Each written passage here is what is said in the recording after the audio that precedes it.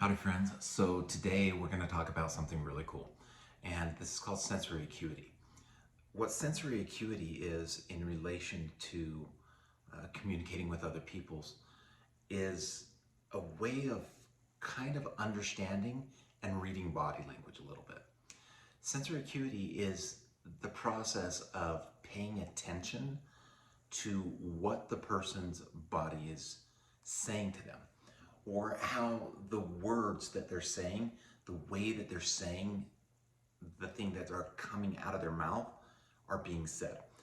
Let me give you an example. So there's this fantastic author that I love named Robert Greene. And him and Tony Robbins, if you know who Tony Robbins, both of these guys talk about this dude named Milton Erickson. Milton Erickson was a doctor. He was a hypnotherapist. In the words of Tony Robbins, he was probably the best hypnotherapist that ever lived on the planet. This guy was ingenious. And he had this problem. He had polio when he was younger.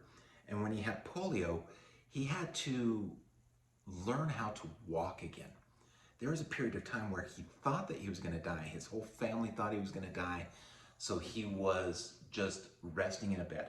Couldn't even speak.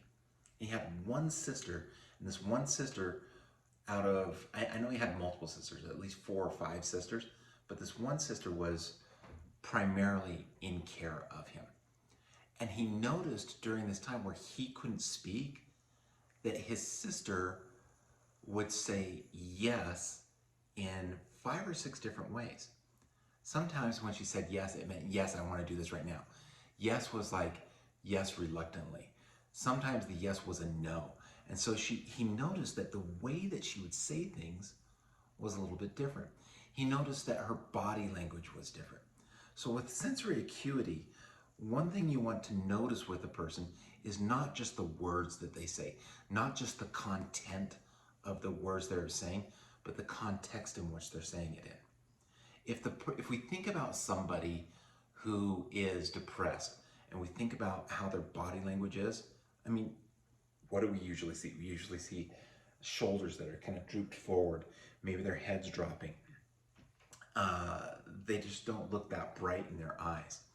So you want to pay attention to those different changes that the person has. You want to always calibrate to what their baseline is. What's this person normally like, and have they changed that behavior? When we notice these different body language changes, when we notice maybe the joy isn't there in the person's voice. Maybe they're usually somebody who's super excited and they love talking and they're full of life and they love associating with other people. But today they're just kind of like, oh, I don't know, just bummed out. And they seem quieter. These are these little clues that give us the opportunity to notice if somebody's going down a wrong track. And when they're going down that wrong track, we can then do what I talked about in one of the previous videos, a pattern interrupt. We can interrupt that pattern of them going down that wrong track and help them get back on track. So notice sensory acuity. Notice different changes that the person has.